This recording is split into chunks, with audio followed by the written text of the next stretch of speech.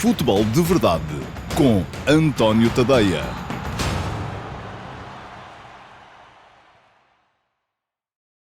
Olá, muito bom dia a todos. Sejam muito bem-vindos à edição número 11 do Futebol de Verdade para a temporada de 2023-2024. Hoje é segunda-feira, dia 21 de agosto de 2023.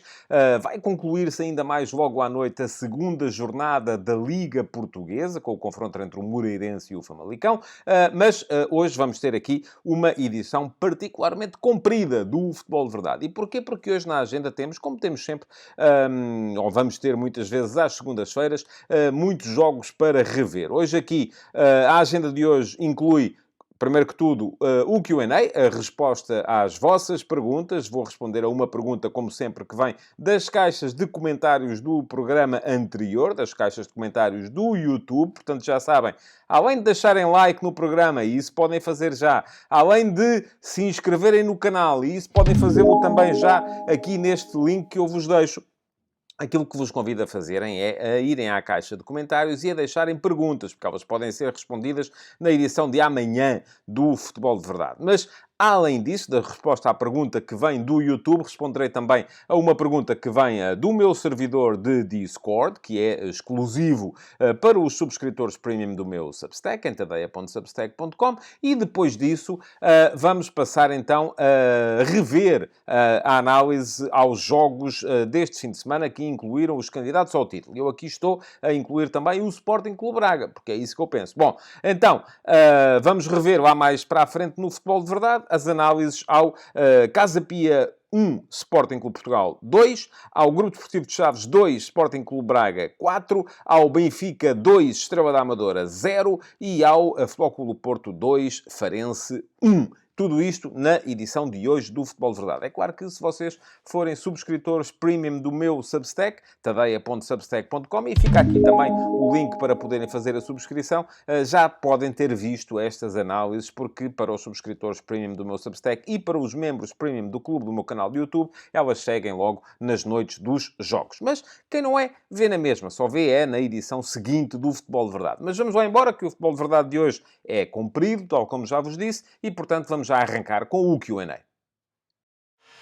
Futebol de Verdade com António Tadeia. Muito bem, vamos lá então começar a responder às vossas perguntas. E já sabem, a ordem é sempre a mesma. Primeiro respondo a uma pergunta vinda do meu canal de YouTube e depois a uma pergunta vinda do meu servidor de Discord.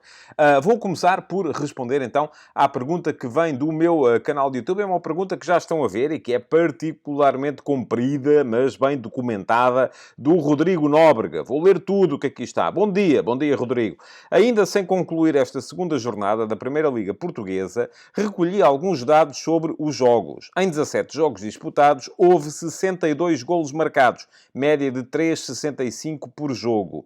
Além de que só houve 6 jogos em que uma das equipas não marcou, simbolizando cerca de 35,3% dos jogos. E ainda com 9 expulsões, pouco mais do que uma expulsão a cada 2 jogos, e ainda nos 8 jogos em que estiveram uma das top 4 equipas da época passada, nenhum desses jogos foi para a equipa favorita.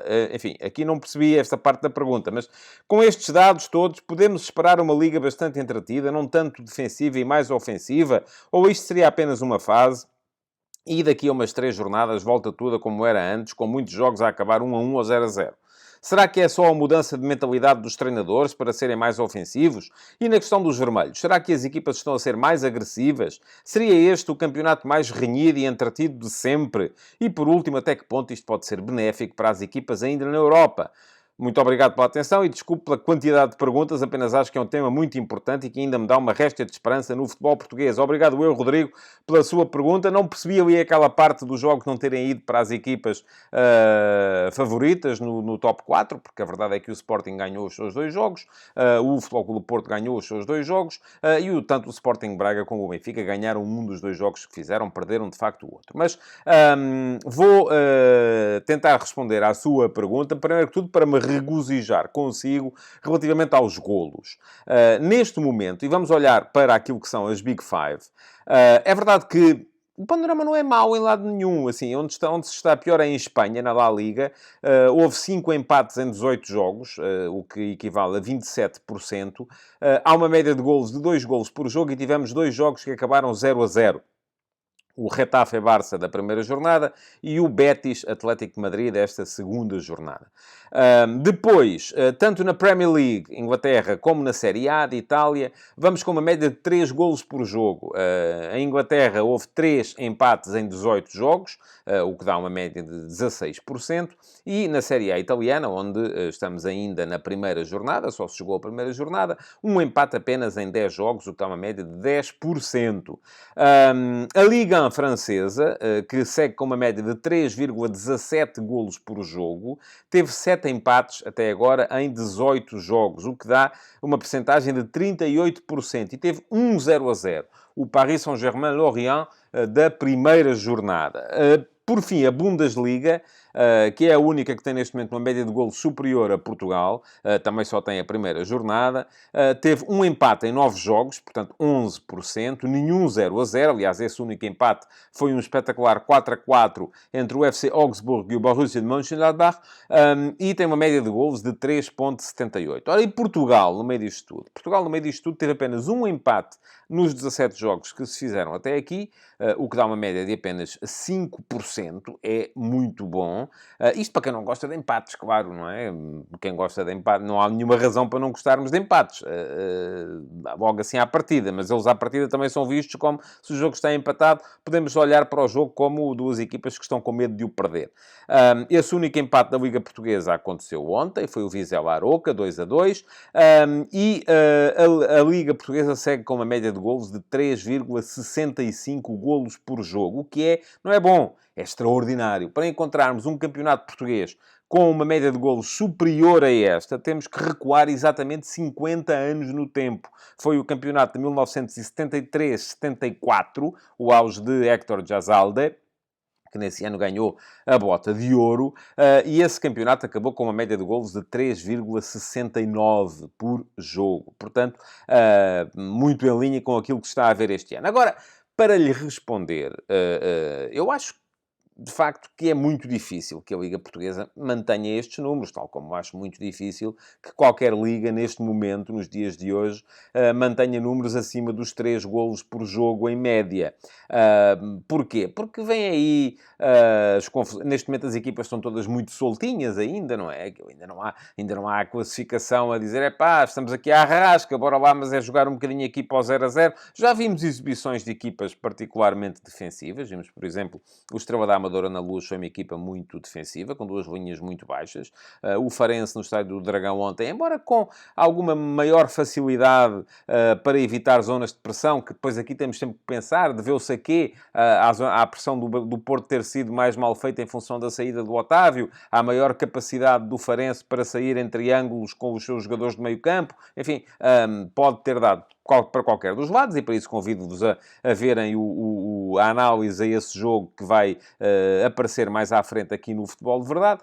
Mas lá mais para a frente vamos ter isto com mais frequência. Vamos ter equipas mais preocupadas em salvaguardar o pontinho, mais preocupadas em proteger a sua baliza do que em atacar a baliza do adversário. Vem aí o inverno, vêm as dificuldades físicas, vêm as lesões, vêm os castigos, e portanto é normal que isto acabe. Mas não é só em Portugal, vai acabar por baixar em todo o lado, porque eu não acredito que a Alemanha acabe com 3,78, não acredito que a Premier League e a Série A acabem com 3 golos por jogo. Portanto, vamos acabar por ter que ver campeonatos com menos golos e com mais facilidade dos setores defensivos ou dos comportamentos defensivos para se imporem aos comportamentos ofensivos. Outra questão que aflora na sua pergunta tem a ver com as expulsões. Eu acho que as expulsões estão muito relacionadas. E eu sempre que estou com jogadores do meu tempo, eu, enfim, já tenho barba branca, já dá para falar do meu tempo, mas ainda no outro dia, da última vez que estive com o Jorge Andrade ou com o João Alves, no painel da RTP, lhes pergunto, olha lá, isto quando tu jogavas, isto havia tantos pisões como há hoje? Não, o que se passa aqui é muito simples. Havia, só que não eram detectados. Muitas das expulsões que nós vamos tendo nos jogos têm a ver com isso, com o pisão. Eu acho que isto, enfim, pode estar relacionado com uma série de situações. Por um lado, as chuteiras são menos sólidas, não é? Fico sempre com essa ideia. Cada vez mais leves para facilitar a velocidade, para facilitar a agilidade, mas cada vez menos sólidas. E um pisão dói e dói mesmo. Por outro lado, as câmaras, que estão sempre lá em cima. E por outro lado, ainda o VAR. Portanto, eu acho que e sou a favor, como é evidente, desta punição aos jogadores que pisam os adversários, porque pode ser inadvertido, na maior parte dos casos é inadvertido, mas acaba por ser perigoso para quem é pisado, e isto pode refletir-se em lesões. Portanto, eu acho que muito daquilo que são as expulsões e o crescimento das expulsões neste momento tem a ver com a atenção do VAR e com a vontade de punir este tipo de comportamentos que, não sendo propositados, acabam por ser negligentes, e sendo negligentes levam muitas vezes a cartões amarelos, levam muitas vezes a cartões vermelhos, e isto, se forem violentos, e isto acaba por fazer engrossar também o total das expulsões. Portanto, eu não creio que as expulsões vão baixar, acho que vão manter-se muito neste nível, e não tem a ver com o facto dos treinadores estarem a incitar à violência, tem a ver com o facto desses comportamentos serem mais facilmente detectados. Não consigo responder a tudo aquilo que me pergunta, Rodrigo, porque senão teríamos aqui um programa inteiro só para responder às suas perguntas todas. Mas creio que sim, que há um comportamento mais positivo incitado pelos treinadores às equipas, mas creio também que isso tem muito a ver com o facto de estarmos apenas na segunda jornada, porque à medida que as jornadas forem avançando e que as equipas forem ficando mais preocupadas na classificação, vão começar a sobressair mais comportamentos defensivos do que aqueles que nós temos ou estamos a ver neste momento. Bom, já sabem, além de deixarem o like na emissão de hoje do Futebol de Verdade, façam-me o favor de darem um saltinho à caixa de comentários e de deixarem lá perguntas. Ainda na sexta-feira, deixem-me dizer-vos isto, houve muitas perguntas boas no chat, que eu depois não consigo recuperar para a emissão seguinte do Futebol de Verdade, e a única coisa que vocês têm que fazer é pegar nas perguntas boas que deixaram no chat, e agora vão lá ver quantas perguntas estão na caixa de comentários do Futebol de Verdade Live da última sexta-feira. Não há, sabe? Salvo erro, havia uma. E isto, de facto, acaba por também ter que ser o vosso contributo para que o programa possa crescer e para que, além de que me facilita o algoritmo e faz, se vocês comentarem na caixa de comentários do programa, isso acaba por fazer com que o programa seja mostrado a mais gente. Vamos avançar para a pergunta do Discord, e já sabem, já estão aí a vê-la. A pergunta do Discord é exclusivo para os subscritores premium do meu Substack, porque quem for subscritor premium do meu Substack tem acesso ao meu servidor de Discord, onde além de muitas conversas, de uma tertúlia interessante, de uma Fantasy League, e vamos ter outra, podem também deixar perguntas que são depois respondidas aqui na edição do Futebol de Verdade, a edição seguinte. Ora, pergunto ao Luís Mendes. Bom dia a todos. Bom dia também para si, Luís. O que acha da gestão do balneário de Roger Schmidt após os incidentes de sábado à noite? Bom, deixe-me só dizer-lhe que, relativamente à gestão que foi feita após os incidentes, enfim, já não vou dizer sequer alegados incidentes, porque eles não foram desmentidos, o Schmidt apenas disse que não comentava, portanto, vamos supor que aconteceu de facto ali alguma coisa. A gestão que foi feita após, eu acho que Schmidt a fez muito bem.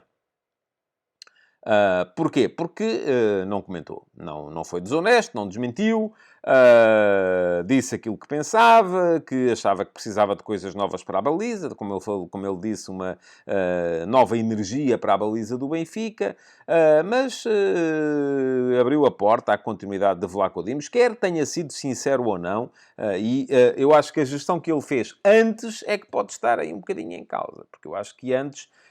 não vou dizer aqui claramente que Schmidt tenha feito uma má gestão, porque eu não sei o que é que ele queria. Mas se a ideia dele era aquela que ele anunciou no sábado à noite, depois do jogo com o Estrela da Amadora, que era continuar a contar com os 3 guarda-redes, com o Vlaco Dimos, com o Samuel Soares e com o Ivan Trubin, então aí posso dizer que a gestão não foi boa. Se a ideia dele era vender, era ainda assim substituir o Vlaco Dimos, eventualmente por outro guarda-redes, fazer com que o Vlaco Dimos saísse do Benfica ainda antes do final do mercado. Então aí a gestão foi boa. Portanto, vamos lá ver. Eu não acho nada, e o que está aqui em causa, para quem não sabe, é que na véspera do jogo, na sexta-feira, portanto, o Roger Schmidt fez críticas públicas à exibição de Vlaco Dimos no jogo que o Benfica perdeu no Bessa contra o Boa Vista. Disse claramente que ele não esteve nos seus melhores dias, podia ter feito mais em alguns lances. Bom, ok. E isto, eu não sou de todo daqueles que acham que... Eu não posso estar, por um lado, a queixar-me que os treinadores têm sempre um discurso vazio e depois, por outro, vir dizer que eles não podem dizer aquilo que acham. É claro que ele pode dizer aquilo que acha. É claro que ele deve dizer aquilo que acha. É claro que ele tem a obrigação, ou devia ter a obrigação, para tornar o futebol um desporto mais bem entendido por todos nós que estamos do lado de cá, que não estamos dentro dos balneários, tem a obrigação, ou devia, explicar melhor as nuances. Agora, quando se trata de criticar tão abertamente um jogador, eu acho que sim que deve haver algum cuidado. E, sobretudo, aqui entra em jogo uma outra nuance, que é a gestão do balneário. Porque uma coisa é o treinador ter um discurso que possa, inclusive, trazer mais gente para o futebol, tornar o futebol um fenómeno menos obscuro, tornar o futebol um fenómeno mais fácil de entender por quem está fora, e isso eu sou e serei sempre a favor, mas esses interesses às vezes podem colidir com os interesses da gestão do balneário. E eu acho que foi isso que aconteceu neste caso, se é que a intenção de Schmidt era de facto continuar a contar com Vlaco Dimos. Porque eu até vou ser absolutamente claro nisto que vou dizer. Eu acho que um treinador pode fazer uma boa gestão de balneário criticando os jogadores. Mas, a seguir, tem que... Se a ideia dele é salvá-los, a seguir tem que lhes dar uma manifestação de confiança. Ou seja, eu quando ouvi Schmidt dizer aquilo que disse, fiquei convencido que Vlaco Dimos ia jogar. Enganei-me. Porquê? Porque eu acho que é possível um treinador, para espicaçar um jogador, criticá-lo, e a seguir, em privado, dizer: olha, eu critiquei-te, não estiveste bem, mas quero que saibas que estou contigo até ao fim, confio em ti e vais jogar. Aquilo que já me parece um bocadinho mais difícil de defender é um treinador criticar um jogador, a seguir sacá-lo do 11, meter outro, da mesma... deixa-me só voltar um bocadinho atrás. Da mesma forma que acho que é perfeitamente legítimo o treinador, em público, na conferência de imprensa, dizer: não, o Vlaco Dimos esteve fantástico, maravilha, não estaria a ser sincero, mas pronto, pode dizê-lo, e a seguir, em privado, chega ao jogador e diz: olha, não estiveste bem, eu defendi-te ali fora, perante os adeptos e os jornalistas, mas agora vou fazer aquilo que eu acho que é melhor para a equipa, e aquilo que eu acho que é melhor para a equipa é jogar o Samuel Soares. E aí tudo bem, nada a dizer.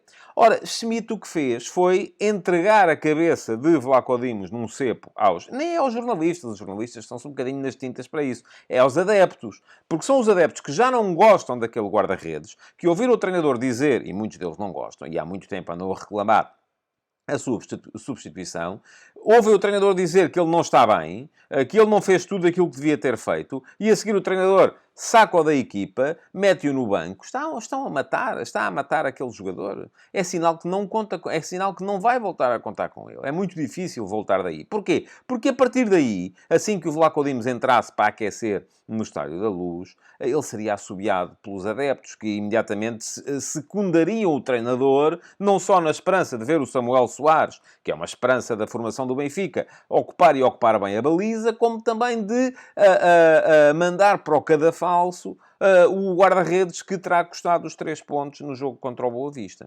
Portanto, volto a dizer, acho que é possível o treinador criticar o jogador em público e defendê-lo em privado, continuando a manifestar confiança nele. É possível o treinador defender o jogador em público e depois criticá-lo em privado, retirando-o da equipa.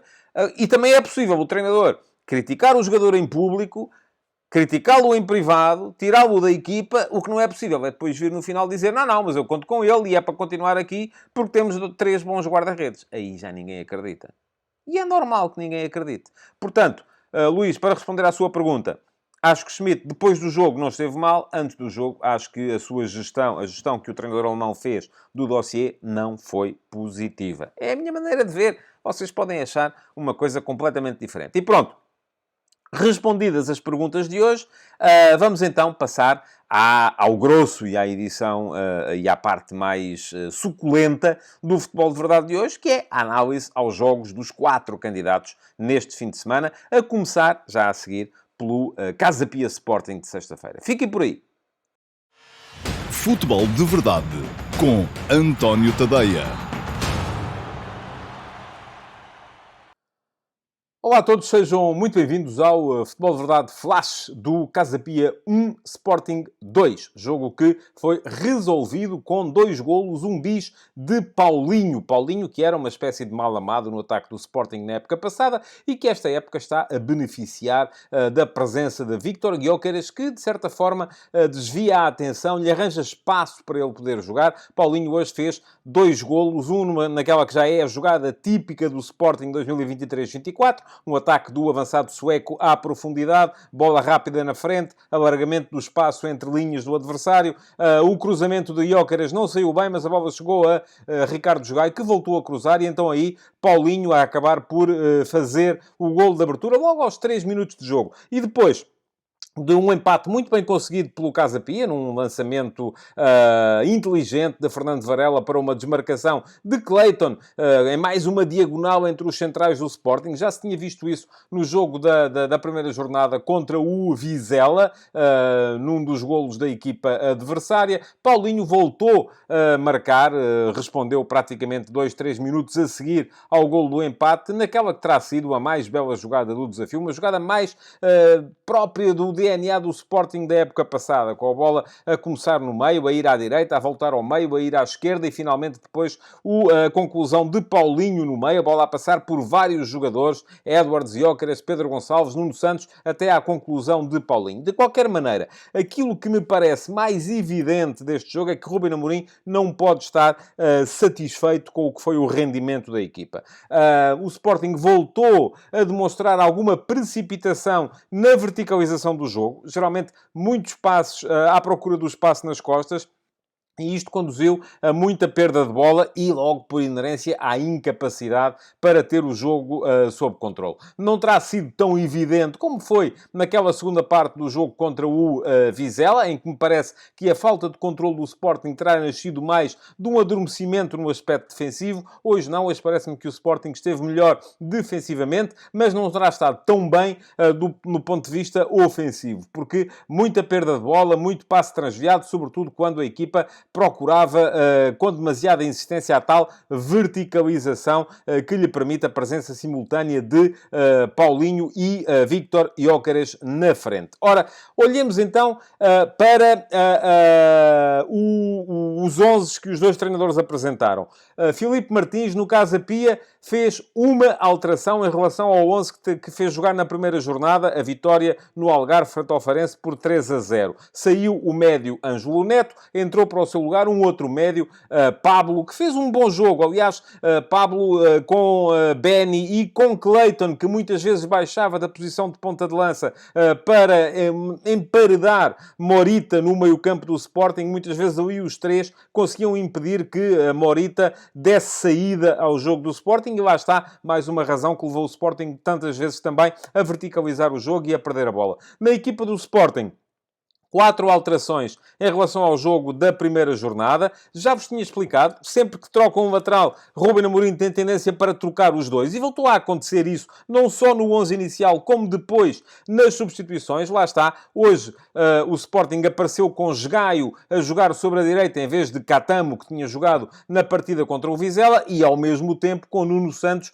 a jogar sobre a esquerda, em vez de Mateus Reis, que tinha jogado contra o Vizela. Quando trocou e fez as trocas aos 64 minutos de jogo, trocou os dois de uma assentada. Porquê? Porque a ideia é ter sempre um lateral mais ponderado, mais segurado, que fica mais, que faz linha de 4, muitas vezes com os 3 centrais, que voltaram a ser o Diomande, o Coates e o Gonçalo Inácio, e ter um outro lateral que sai mais, vai mais fazer linha de 4 na pressão, quando a equipa adversária está a tentar o início da sua organização ofensiva. No início do campeonato foi Catamo quem fez este papel, o lateral mais ofensivo, no jogo contra o Vizela, porque não havia Nuno Santos, estava magoado. Na altura, quando saiu o Catamo, entrou Afonso Moreira para fazer o mesmo papel, mas do lado esquerdo. Hoje foi Nuno Santos quem entrou para fazer este papel e depois, quando Nuno Santos saiu, entrou Catamo para o fazer do lado direito. Mas não foram só estas as alterações feitas pelo Sporting. Porquê? Porque não havia Bragança e aí a alteração foi mais evidente. Porque não havendo Bragança, o Ruben Amorim fez entrar então para o 11 o Paulinho, que tinha sido suplente no jogo da primeira jornada. O que é que isto significa? significou? Implicou que Pedro Gonçalves, que na primeira jornada jogou no trio da frente, tenha aparecido hoje a formar meio-campo com o Morita. Houve ainda a troca do Trincão pelo Edwards e houve até algumas dinâmicas posicionais muito interessantes da equipa do Sporting no ataque.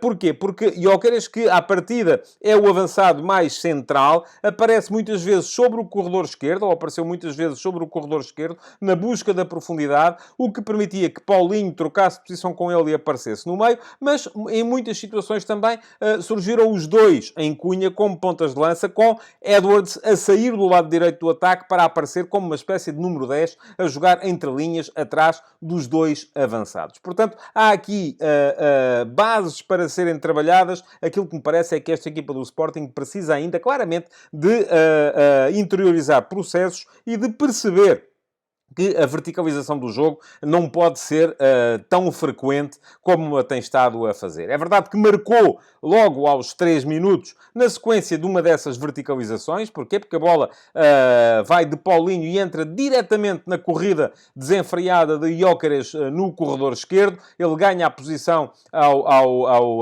Varela, acaba por meter o cruzamento, ninguém o aproveita, a bola chega a Esgaio, que volta a cruzar para um vôlei de Paulinho, desta vez de pé esquerdo, a fazer o golo. Deixem-me só fazer aqui um parênteses. Não é uma coisa que vai ser muito habitual, esta época, eu falar aqui de arbitragem no futebol de verdade flash, mas desta vez impõe-se. E impõe-se porquê? Porque o próprio Conselho de Arbitragem já reconheceu que houve um erro na colocação das linhas do VAR. Paulinho estava 9 centímetros fora de jogo, mas acabou por ser validado o golo porque a colocação da linha foi feita a partir do ombro e não do pé esquerdo de Paulinho, que era a zona do corpo que ele tinha mais adiantada. Houve erro humano, a tecnologia ajuda, não resolve tudo se os humanos naturalmente errarem. Mas também não vou daí até àquela parte em que se diz que foi a arbitragem que resolveu o jogo. Pronto, está resolvida a questão, houve um erro, está assumido,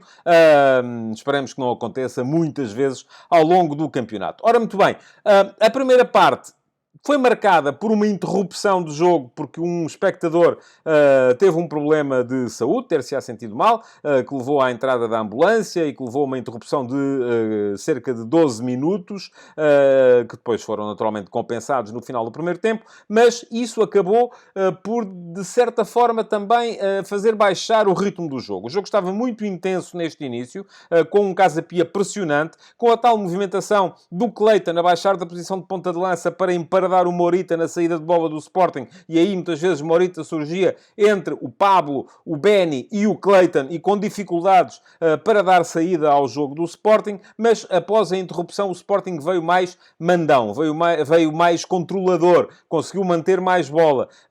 Gyökeres, em mais uma jogada de insistência pelo corredor, pela meia esquerda, num remate prensado, levou a bola à barra da baliza do Ricardo Batista, e na sequência do canto, Paulinho de cabeça ao primeiro posto, antecipou-se a toda a gente e a bola terá passado assim a esta distância do ângulo superior esquerdo da baliza do Casa Pia. Não entrou o 2-0. Mas o Casa Pia depois também teve uma boa situação no final da primeira parte, já no período de compensação, quando, após uma boa condução de Pablo, Godwin partiu da esquerda para o meio, meteu um remate em arco que Adam foi buscar. Ora, a segunda parte trouxe um Sporting com mais capacidade para ligar o jogo. Porquê? Porque Pedro Gonçalves se aproximou mais de Morita, porque Cleiton já não tinha a mesma capacidade física para se juntar ao meio-campo e ajudar a criar ali superioridade numérica, mas, no entanto, foi o Casa Pia quem fez o empate. Um belíssimo lançamento do Fernando Varela para uma diagonal feita pelo Cleiton entre os centrais do Sporting. Já o Essandé, no jogo contra o Vizela, tinha chegado ao golo num lance parecido, uma diagonal à frente do Coates e a ganhar as costas de um dos centrais que está mais próximo do defesa central do meio da equipa do Sporting. Desta vez foi Cleiton quem apareceu no fim do passe e fazer a bola passar debaixo do corpo de Adam para o empate. Só que 3 minutos depois, Paulinho voltou a marcar, então, na tal jogada, que foi a melhor jogada da partida, do meu ponto de vista. Já expliquei aqui, a bola foi aos 3 corredores, acabou com um cruzamento do Nuno Santos, que o Paulinho aproveitou para um remate cruzado de pé esquerdo, para fazer a bola entrar junto ao poste esquerdo da baliza do Ricardo Batista. E aí começaram as substituições, o Sporting trocou os 2 laterais, e já expliquei isso também lá atrás. Entraram Catamo e Mateus Reis para as saídas de Gaio e Nuno Santos. A equipa mudou a sua simetria. Se tinha um lateral mais ofensivo à esquerda, passou a ter um lateral mais ofensivo à direita. Ao mesmo tempo, o Casa Pia também mexeu. Trocou Cleiton, o ponta de lança, por Felipe, um outro ponta de lança, para tentar então manter o tal vigor que permitia que o ponta de lança se juntasse aos médios. E trocou também o japonês Yuki Soma por Fernando Andrade. Fernando Andrade foi colocar-se à esquerda e o Xavier Godwin, o extremo mais ofensivo ou mais veloz, mais vertiginoso da equipa do Casa Pia, passou para a direita, onde estava, desta vez também, o lateral mais defensivo do Sporting, que era o Mateus Reis. Tentou ainda o Filipe Martins, com mais alterações, mudar as coisas. Fez entrar o André Geraldes para o lugar do Barrazábal. Fez entrar o Ângelo Neto para o lugar do Pablo, e a 15 minutos do final, o Ruben Amorim começou então a tentar segurar o jogo, controlar o jogo pela posse. Entrou Hjulmand, estreou-se, o dinamarquês, no lugar de Edwards. Pedro Gonçalves passou para a frente, e a verdade é que daí até final também não houve assim grandes ocasiões de perigo. Houve apenas um pontapé de canto do Ângelo Neto, que o Fernando Andrade, de cabeça, fez passar ao lado da baliza do Adam, levando a bola a chegar até à rede lateral. O Sporting acabou por respirar melhor à medida que o jogo se ia aproximando do fim, mas uma vantagem mínima é sempre uma vantagem mínima, e já se sabe que o resultado esteve sempre em perigo para os Leões. Acabaram por ganhar, venceram, estão com 6 pontos, à condição na frente do campeonato e à espera de ver o que é que fazem os rivais. Futebol de Verdade com António Tadeia. Olá a todos, sejam muito bem-vindos à edição do Futebol de Verdade Flash para o jogo Grupo Desportivo de Chaves 2, Sporting Clube Braga 4. Foi um grande jogo de futebol, mais um, nesta liga que continua a manter uma média de golos muito acima do esperado e muito acima do habitual. Foi um jogo que ficou difícil para o Sporting Clube Braga, mas em que os bracarenses acabaram por impor a maior qualidade de definição dos seus homens da frente. O Braga podia mesmo assim ter resolvido o jogo até ao quarto de hora, porque nessa altura teve 3 ocasiões flagrantes para marcar. Marcou uma, mas depois acabou por sucumbir a alguma falta de intensidade defensiva e a alguns erros também que cometeu mais atrás, perto da baliza de Mateus. E só a infelicidade do Chaves, que meteu 2 bolas nos postos da baliza bracarense antes de virar o jogo para 2-1, e que depois se viu também com 10 homens, num minuto em que sofreu o golo que virou o jogo a favor do Braga outra vez, para o 3-2, é que salvou este Braga de perder pontos. Um Braga que tem que melhorar muito nos seus comportamentos sem bola. Ora, muito bem, vamos olhar para as equipas. O Chaves apareceu sem Bruno Langa, o lateral esquerdo, que fazia muitas vezes terceiro central. E foi isso que fez na primeira jornada contra o Rio Ave, mas que foi expulso nessa ronda e, portanto, estava castigado na partida de hoje. Regressou João Correia e assumiu logo a posição de capitão da equipa a partir do lugar de lateral direito, e apareceu Pedro Pinho em vez de João Pedro no meio-campo. Foi um Braga que se manteve no 4-4-2, com Abbas a entrar para o lado esquerdo do meio-campo, portanto, para médio ala extremo esquerdo, e promovendo assim o recuo de Sandro Cruz para a posição que tinha sido ocupada por Langa na primeira jornada. Muito bem no Chaves, o Abbas, sempre aberto, sempre veloz, sempre a ganhar as costas ao Víctor Gomes. Muito bem também o Kelechi na zona de meio campo. Pareceu um jogador bastante interessante, intenso, capaz de ganhar duelos, capaz de jogar de cabeça levantada e de conduzir a equipa para a frente, e extraordinariamente bem o Benny, que apareceu esquerdino a jogar sobre o lado direito do meio campo. Então, na segunda metade da primeira parte, deu um recital. Foi ele que carregou a equipa dos Chaves para a frente, bem como o Héctor Hernández, o avançado espanhol, que marcou os 2 golos dos Chaves em 2 belíssimos cabeceamentos. Quanto ao Braga, em relação ao jogo na Sérvia contra o Bačka Topola, fez regressar Abel Ruiz para a posição de ponta de lança, com o sacrifício de Álvaro de Jaló. E fez entrar Zalazar para o lugar de segundo avançado. Portanto, mudou basicamente os 2 homens da frente, sacrificando Pizzi, que tinha sido titular na Sérvia. O meio-campo não funcionou muito bem, porque nunca houve uma ligação real e efetiva entre o Al-Musrati e o Víctor Carvalho e depois, mais à frente, o Zalazar. Aliás, Zalazar acabou por sair aos 45 minutos, na altura, para a entrada, precisamente, de Álvaro do Jaló, que começou por se colocar à direita do ataque, derivando do Ricardo Horta, que estava à direita de início, para o meio, mas depois acabou por trocar e Ricardo Horta voltou a ter um bocadinho aquele papel de vagabundo que ele tem sempre no ataque do Braga, parte da direita, mas aparece em quase todo o lado, e com o Álvaro Jaló a surgir como o segundo ponta de lança. Ora, muito bem, tal como vos disse, o jogo começou com o Braga bem, e eu há bocado no início disse que o Braga fez valer a superior capacidade de definição dos seus homens da frente. Se calhar é mais correto até dizer que fez valer a superior capacidade de criação, porque a definição nem sempre foi muito boa, mas os jogadores da frente do Braga são capazes de criar situações de golo em menos de coisa nenhuma. Foi isso que se viu logo aos 14 minutos, numa belíssima jogada do Abel Ruiz, que vem da esquerda para o meio, parte sobre o Bruno Rodrigues, o defesa central direito da equipa dos Chaves, e chutou em arco por uma boa defesa do Hugo Sousa para canto. Depois, aos 15, isto foi aos 14 minutos, aos 15 é Ricardo Horta quem já aparece solto na meia-lua depois de uma solicitação de Bruma e chutou a bola para o guarda-redes mais uma vez, e aos 16 aparece o golo. Bruma tabela com Ricardo Horta, que lá está, começou a jogar na direita, mas naquele lance apareceu no meio. Bruma estava na esquerda, mete a bola no Ricardo Horta no centro da área, este devolve para o Bruma e que beneficia do facto de nem o João Correia o acompanhar, nem o Kelleche o acompanharem. Ficaram os dois um bocadinho parados a ver. O Bruno Rodrigues ficou com o Ricardo Horta e o Bruma teve espaço para meter o remate em arco ao poste mais distante. 1-0.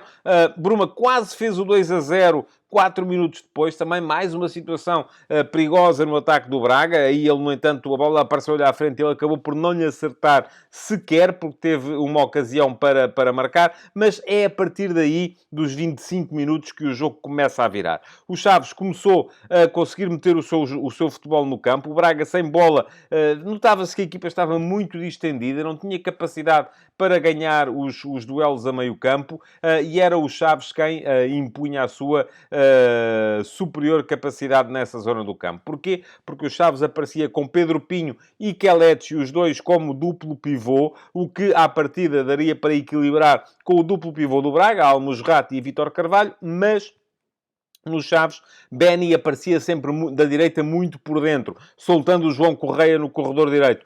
E Benny aparecia quase sempre como terceiro médio. Do outro lado, não. Do outro lado, o Abbas, sempre encostado à linha, sempre interessado em dar largura, sempre interessado em desequilibrar da esquerda para o meio, mas mais à frente, em posições mais avançadas. Mais ainda, os dois pontas de lança do Braga, que eram o Paulo Vítor e o Héctor Hernández, geralmente um deles, quase sempre o Paulo Vítor, baixava também em desmarcações de apoio. E isto fazia com que o meio-campo dos Chaves conseguisse conduzir o jogo para o meio-campo do Sporting Clube Braga. E começaram a aparecer as situações para os Chaves marcar. Aos 36 minutos, o Benny lançou o Paulo Vítor, que acabou por atirar para o guarda-redes. E aos 43, num canto de Kelleche, aparece mesmo o golo do empate. Um belíssimo cabeceamento de Héctor Hernández entre o Zalazar e o José Fontes. José Fontes não teve um jogo particularmente feliz, mas neste caso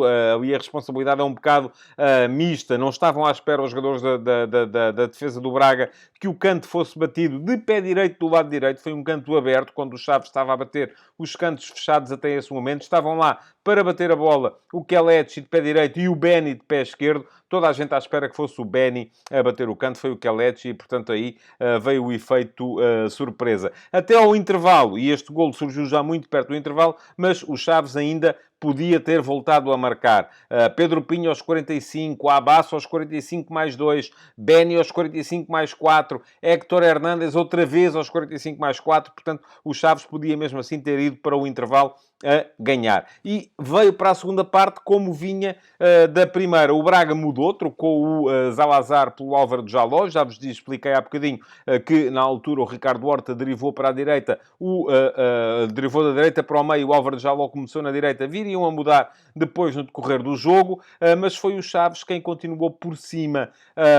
Paulo Vítor atirou ao poste aos 46 minutos, a Abbas atirou ao outro poste aos 50 minutos e aos 53, num cruzamento do Abbas, o Héctor Hernández, mais uma vez de cabeça, desta vez entre o Niakate e o Adriano Marín, apareceu ali muito bem a aproveitar o espaço entre central e lateral para cabecear mais um belíssimo golpe de cabeça, 2-1 para o Chaves. Complicava-se o jogo para o Braga, só que aí o Chaves começou a perder alguma qualidade. E começou a perder qualidade logo à partida com a saída do Pinho. O Pinho fez um belíssimo jogo. Um jogador que veio da Liga 3, mas que esteve muito bem na partida de hoje. Entrou o Guima e teve... o Chaves aí teve... não teve a felicidade do jogo. E porquê? Aos 57 minutos troca, mexe no meio-campo para segurar e para impedir a eventualidade de um segundo amarelo ao Pinho, que já tinha um amarelo, e de ficar em inferioridade numérica. Um minuto depois, o Braga empata. E mais uma vez, o que é que vem aqui ao de cima é a superior capacidade dos homens da frente do Braga. Bruma combina com o Abel Ruiz de calcanhar descobre a posição de Ricardo Horta, que lhe deu de primeira, entre o guarda-redes e o poste mais próximo, 2-2. Depois, começaram a notar-se as dificuldades dos Chaves para manter o ritmo. Abbas teve que sair, deu lugar ao Leandro Sanca, não foi tanto por aí. João Correia, que voltava de lesão, também teve de sair, deu lugar ao Silá. Só que o Braga tinha mais qualidade no banco. A entrada do André Horta foi importante. A saída do Kelechi no meio-campo do Chaves também foi importante, mas já não dava para mais.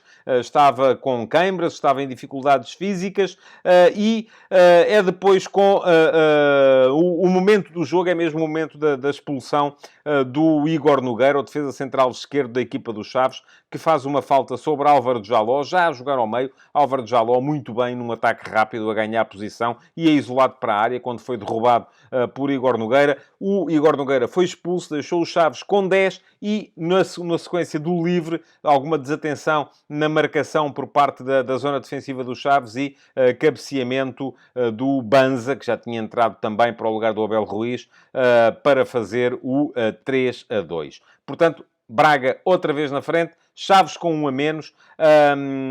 Na altura, a primeira medida do José Gomes, treinador do Chaves, foi baixar o Guima para a central e o Chaves passou a jogar num 4-2-3.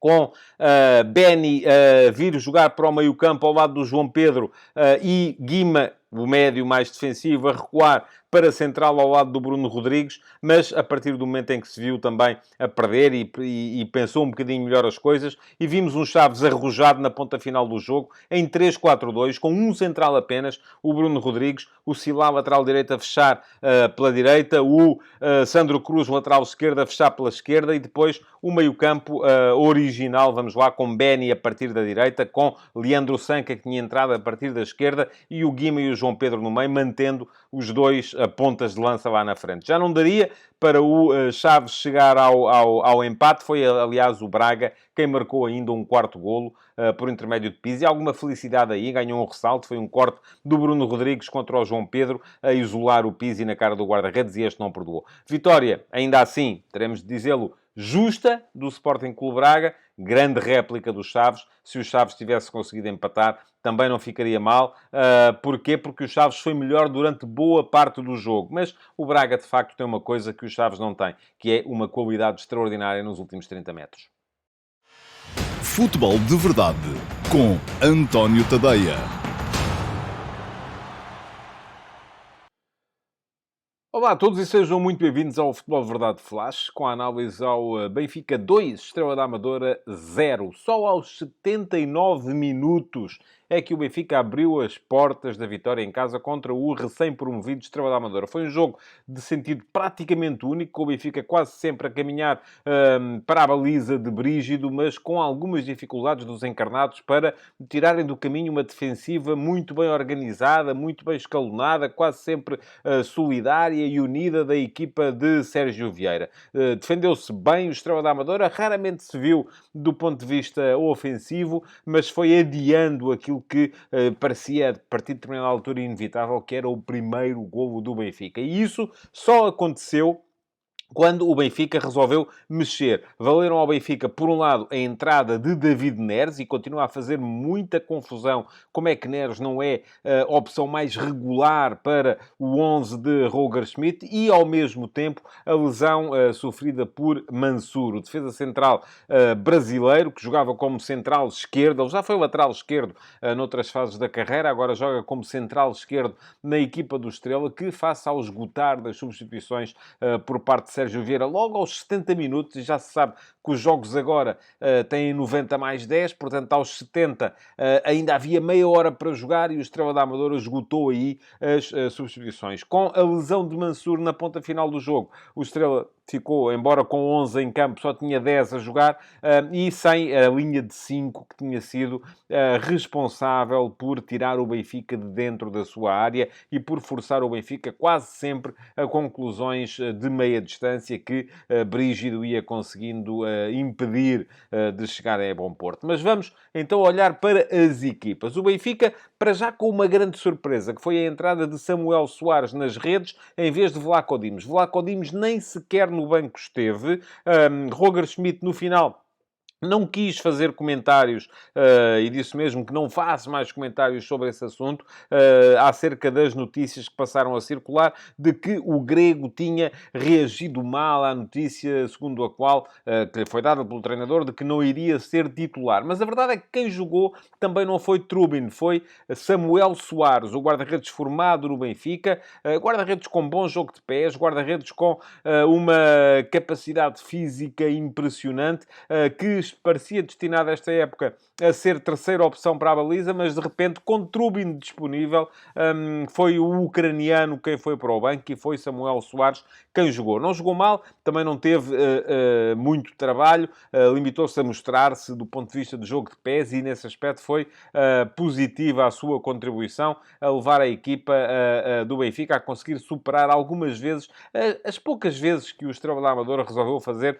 pressão um bocadinho mais alta. Depois, não havendo Jurasek, aquilo que aconteceu foi que quem entrou no 11 foi João Mário, mas João Mário foi jogar na frente e foi Orsnes quem jogou como defesa esquerdo. Seria, se calhar, dos poucos lugares que o norueguês ainda não tinha desempenhado nesta equipa do Benfica, e eu já vos tinha dito no Futebol de Verdade, emissão normal, que uma das minhas grandes curiosidades para este jogo do Benfica era onde ia jogar Orsnes, porque não me pareceu normal que Schmidt colocasse Orsnes na frente com Di Maria e Rafa. Enfim, o Benfica neste jogo era um jogo em casa, contra um adversário assim não tão poderoso. Não era de se esperar que o Benfica precisasse de muita capacidade de pressão e de resposta à perda na frente e, portanto, isto significaria que haveria lugar para mais um criativo. Esse criativo não foi Neres, foi João Mário, mas Orsnes também não teve lugar no meio-campo, onde apareceram Cockchu e João Neves, e acabou por aparecer como defesa esquerdo. O que quererá dizer para Ristich um bocadinho aquilo que quis dizer para Gilberto na época passada, quando o Orsnes apareceu frequentemente também como defesa direito, que o treinador não confia nele. Depois, a outra alteração era aquela que já toda a gente esperava, não é? Não jogou Musa, porque estava castigado, foi expulso no Bessa, apareceu o brasileiro Arthur Cabral, fez uma exibição esforçada, tentou de certa forma perceber as movimentações da equipa, mas teve sempre pouco espaço para se mostrar em função da tal linha de 5 homens que o Estrela da Amadora apresentava atrás. Everton à direita, depois uma tripla de centrais com Omurva, Gaspar e Mansur, e ainda o João Reis como lateral esquerdo. Portanto, 5 homens, depois uma linha de 4. O Estrela, ofensivamente, aparecia num 3-4-3, com Léo Jabá e Ronaldo Pereira próximos de Ronaldo Tavares na frente, mas quando a equipa perdia a bola, além da linha de 5 que tinha atrás, Léo Jabá e Ronaldo Pereira baixavam para médios ala para formarem depois também com os dois médios, o Vitó e o Léo Cordeiro, uma linha de 4 à frente dessa linha de 5. Portanto, em relação ao primeiro jogo, ao jogo em casa com o Estrela da Amadora, não havendo Miguel Lopes, que estava castigado, apareceu ao Murva como a defesa central, apareceu ainda Léo Cordeiro no meio-campo em vez de Sousa, apareceu Everton em vez de Jean-Philippe como ala direito, ou como lateral direito, se quisermos chamar-lhe assim, e Léo Jabá em vez de Nedó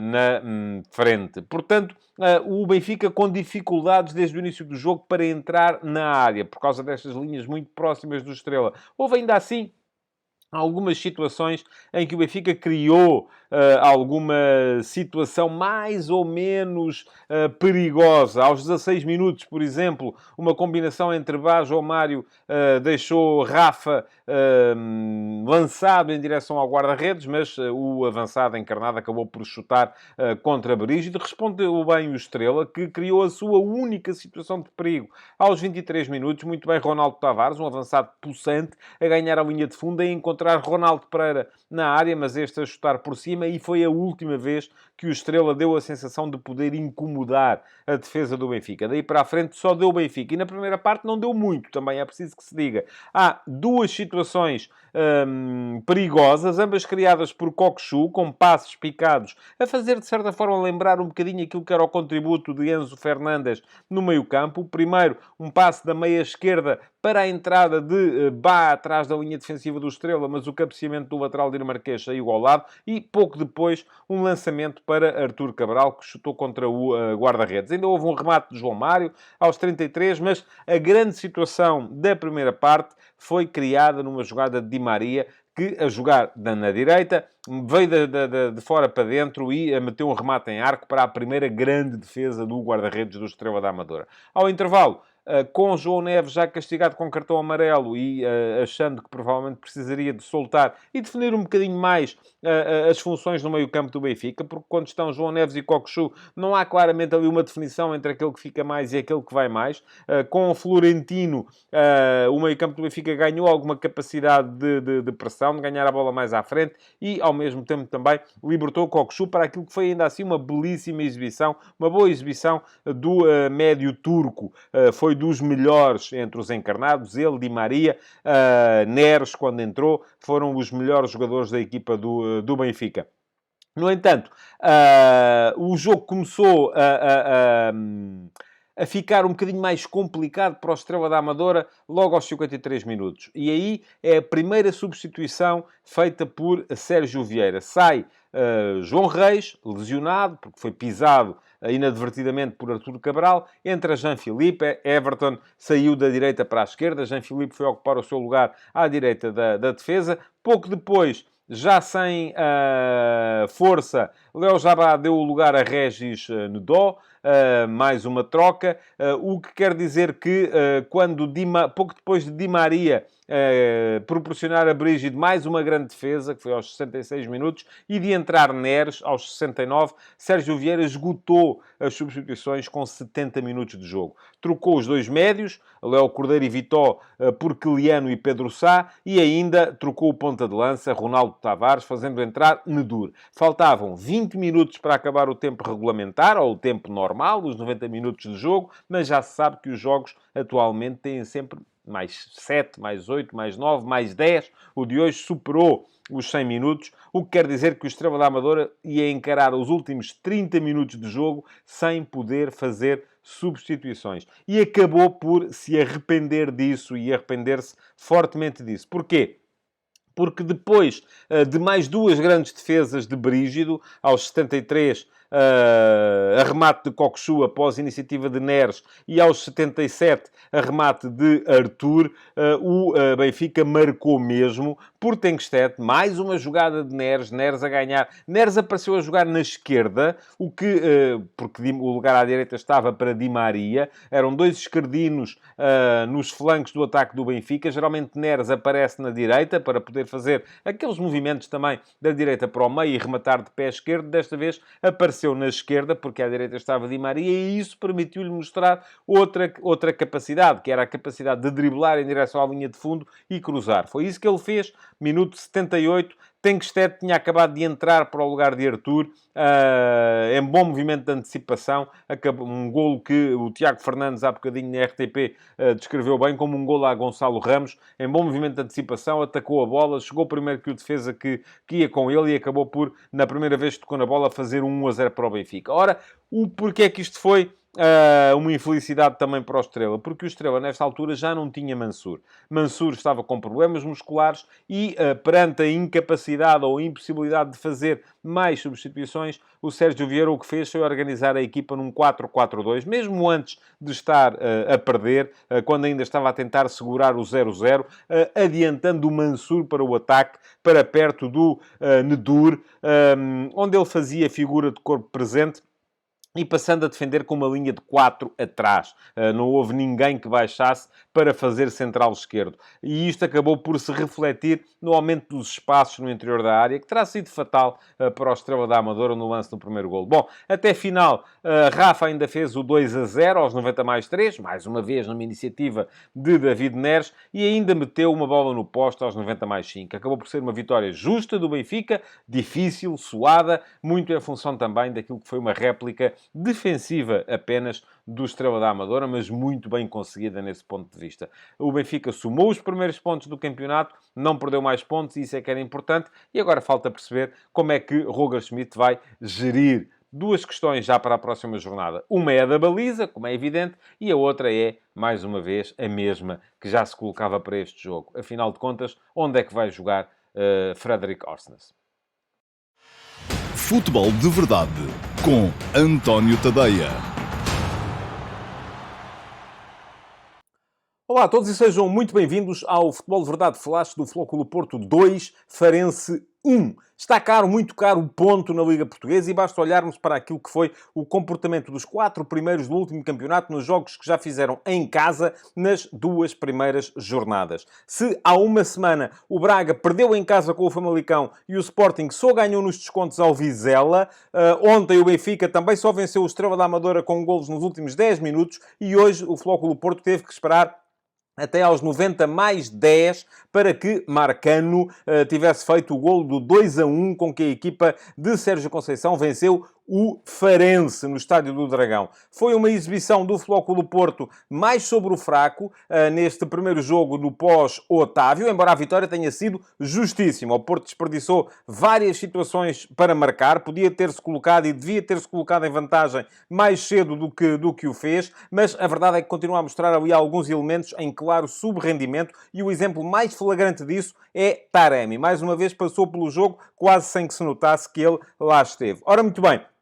Quem acabou por resolver foi Marcano, com um golo de cabeça marcado, tal como já vos disse, aos 90+10, mas o jogo começou a ser resolvido pelo Flóculo Porto com a entrada de Gonçalo Borges, o jovem extremo, que entrou em campo para o lugar de Zaidu aos 67 minutos. Foi ele que, impondo a criatividade, impondo o descaramento no 1 para 1, primeiro a jogar a partir do lado esquerdo, foi jogar para o extremo esquerdo, para o lugar de Galeno, que baixou para o lateral esquerdo onde estava Zaidu, e depois a jogar até inclusive como lateral direito subido, porque foi isso que aconteceu quando Conceição trocou João Mário, lateral direito na partida de hoje, por Dani Namazo, para reforçar uma frente de ataque em que já estavam o Tony Martínez e o Fran Navarri, da qual tinha saído o Mehdi Taremi.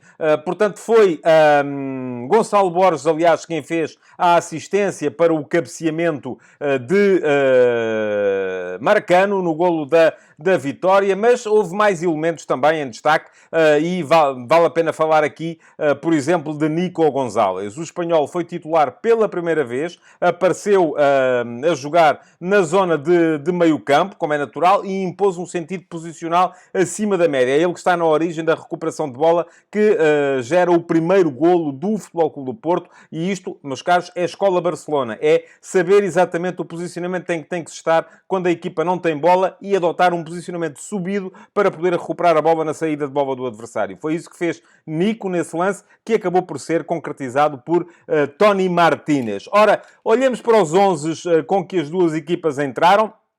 O Futebol Clube do Porto apareceu com Zaidu na vaga de Wendel, que estava castigado, porque foi expulso em Moreira de Cónegos na semana passada. Apareceu com Nico Gonzalez em vez de Gruitch. Nico Gonzalez a fazer dupla de médios com Stefano Eustáquio. Ora um ficava e o outro ia, ora acontecia exatamente o contrário. E depois regressou à equipa Tony Martínez. Foi ele que ocupou a vaga deixada no 11 por Otávio, que saiu do clube, tal como já vos disse. Apareceu Tony Martínez na frente de Taremi, mas quem fez de Otávio, de facto, no 11, foi PP. Foi PP quem avançou para a direita, meio do meio-campo, dando assim capacidade de progressão a João Mário, que até parece que por sentir que o lugar de lateral direito já não está tanto em dúvida. Porquê? Porque PP, que vinha ocupando esse lugar de lateral direito, finalmente, sem Otávio, vai ter vaga mais fixa, com certeza, na zona de meio-campo e ataque, e, portanto, João Mário sentirá que a posição de lateral direito é cada vez mais dele. Sentiu-se mais solto, viu-se um João Mário mais confiante, também bastante influente na forma como o Futebol Clube do Porto foi atacando enquanto ele esteve em campo. Quanto ao Farense, também fez duas trocas relativamente ao jogo da primeira jornada, em que tinha perdido em casa com o Casa Pia por 3-0. Trocou o lateral direito Delgado por Pastor e trocou o extremo direito Elvis Baldé por Bellomi. E foi, vou dizer-vos, uma agradável surpresa esta equipa do José Mota. Porquê?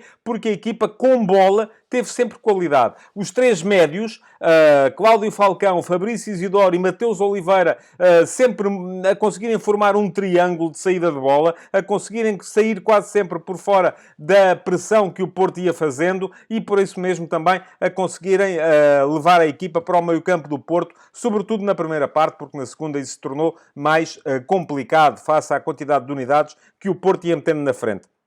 O Farense atacava em 4-3-3, com dois extremos abertos, Marco Matias de um lado e o Argelino Bellomi do outro. Defendia primeiro em 4-4-2, porque Fabrício Isidoro avançava para perto do ponta de lança Rui Costa num primeiro momento defensivo. Depois, este 4-4-2 transformava-se em 4-5-1, no momento em que Fabrício Isidoro baixava para formar linha com os outros médios e com os dois extremos, que também estavam ali. E muitas vezes também, sobretudo quando o Porto entrava no último terço, via-se a equipa do Farense quase num 6-3-1, precisamente porque Bellomi e Marco Matias fechavam nas laterais, permitindo assim que Pastor e Talocha, os dois laterais, viessem muito para dentro. Ora, isto foi roubando capacidade ao Porto para criar muitas situações de perigo, e pode até dizer-se que, tirando o golo na primeira parte, pouco mais se viu do Porto em termos ofensivos. Houve situações ainda assim dignas de serem mencionadas, como um remate de João Mário aos 2 minutos, que saiu ao lado, um cabeceamento de Marcano após um canto de Zaidu que foi para o guarda-redes, isto já aos 38, já com o Porto em vantagem, e ainda também um remate de Tony Martínez que o guarda-redes desvia para canto aos 39, bem como um remate de Nico Gonzalez ao lado aos 42, mas aquilo que o Porto fez de melhor na primeira parte foi mesmo o lance do golo. Já realcei aqui a forma como, no momento de saída de bola, o momento em que Gonçalo Silva, o central, está a preparar-se para meter a bola nos médios, Nico Gonzalez guardou a posição no corredor central para poder fazer a interseção. Foi ele quem fez, de facto, essa interseção. Acabou por combinar com Galeno, que, por sua vez, descobriu Tony Martínez para marcar. E aos 13 minutos o Porto via-se assim, desde logo, em vantagem. Só que o Farense foi crescendo à medida que esta primeira parte ia avançando. Lá está, a capacidade de saída de bola, a capacidade para respirar com bola, a capacidade para superar aquela primeira zona de pressão do Porto. E isto significou que, ameaçando aos 43 minutos, num remate de Zac Mouche resgate de bicicleta que foi à barra da baliza de Cláudio Borges, após um livre lançado para perto da linha de fundo e devolvido por Gonçalo Silva. A equipa do Farense chegou mesmo ao empate, com alguma felicidade, mas também muito mérito por parte de Rui Costa. Bellomy entregou a bola ao avançado centro da equipa do Farense. Este saiu muito bem de Marcano, depois teve a felicidade de ver o remate tabelar em Fábio Cardoso e trair o Diogo Costa para o golo do empate. Não houve alterações do Porto logo ao intervalo. Sérgio Conceição preferiu apostar ainda assim nos mesmos jogadores que tinham estado em campo, mas o Porto depois nesta segunda parte foi acumulando gente na frente à medida que foi mexendo de facto na equipa. Aos 58, um cruzamento de Zaidu que desviou em Falcão, chegou a Tony Martínez e este quase marcou 2-1, mas o guarda-redes ainda tirou. Aos 65 foi João Mário quem vindo da direita para o meio, lhe deu de pé esquerdo na bola e acertou na barra da baliza do Ricardo Velho, e foi aí, de facto, que o Sérgio Conceição optou por começar a mexer. Saiu o Zaidu, entrou o Gonçalo Borges, Galeno baixou para a defesa esquerda, Gonçalo Borges foi para extremo desse mesmo lado, Nico Gonzalez também saiu para a entrada de André Franco, que foi colocar-se a fazer dupla de médios com o Eustáquio, não baixou o PP para ali, PP ficou na mesma posição em que já estava, e a verdade é que o Porto ainda assim demorou, mas acabou por beneficiar também de algum desgaste dos jogadores da equipa do Farense. O José Mota ainda foi trocando. Aos 74, Pastor e Bellomy, o primeiro dos quais já estava completamente arrasado, deram lugar aos titulares da primeira jornada, a Fran Delgado e a Elvis Baldé, e foi nos últimos 10 minutos que já com Fran Navarro em vez de Taremi, o Porto carregou mais em cima da baliza do Ricardo Velho. O Galeno podia ter marcado aos 82 após um canto, o Gonçalo Borges após uma excelente jogada individual em que sentou Delgado, optou por um remate que foi para a rede lateral, quando tinha colegas bem colocados, isto aos 83, também podia ter marcado nessa altura. Aos 84, o mesmo Gonçalo Borges aí já optou por olhar para a área, descobriu o Fran Navarro, que chutou contra o guarda-redes do Farense, defesa completamente por instinto. Agora, a questão é que, sobretudo depois, quando saiu João Mário, entrou Dani Namaz e o Porto ficou a jogar numa espécie de, sei lá, nem consigo dizer bem, porque o lateral direito era Gonçalo Borges, que era extremo direito. O lateral esquerdo era Galeno, que era extremo esquerdo. Mantinham-se em campo os dois centrais, o Fábio Cardoso e o Ivan Marcano. Mas depois o meio-campo tinha o Stefano Eustáquio, o André Franco e o PP, os dois últimos elementos claramente ofensivos, e na frente Namaz jogava atrás de Tony Martínez e Fran Navarro. E é nessa altura que o Porto ainda carrega mais e volta a ameaçar, mas também começa a ceder espaço a alguns contra-ataques do Farense, que começou a sentir que tinha espaço para lá chegar e para eventualmente causar ali algumas situações de perigo. Tentou o José Mota, ainda assim, a refrescar com as entradas do Rafael Barbosa, do André Seruca, mas foi já nos descontos que, com tudo na frente, o Porto chegou ao golo. O Gonçalo Borges, mais uma vez ele, agora do lado direito onde estava a jogar, fez mais uma iniciativa individual, cruzou, e o Marcano, percebendo onde é que a bola ia cair, foi da posição de central até à área. Não foi uma bola parada, atenção, era uma jogada era uma jogada de futebol corrido. Marcano apareceu muito bem à frente de Fran Delgado a cabecear e a fazer o golo da vitória. E atenção, o jogo não acabou aí, porque, sendo verdade que o árbitro deu 12 minutos de desconto, os primeiros 2 não se jogaram, porque estava a ser prestada assistência a um jogador do Farense. Portanto, o jogo ainda decorreu durante mais algum tempo, e foi mesmo já quase no final que, num cabeceamento de Mateus Oliveira, o Diogo Costa ainda teve a oportunidade de salvar o empate que esteve quase a acontecer no Estádio do Dragão. Vitória justa, muito sofrida, de um Porto que, de facto, precisa de começar a jogar um bocadinho melhor, mas que, metendo tanta gente na frente, acabou por justificar perfeitamente a atribuição dos 3 pontos. Futebol de Verdade, de segunda a sexta-feira, às 12h30,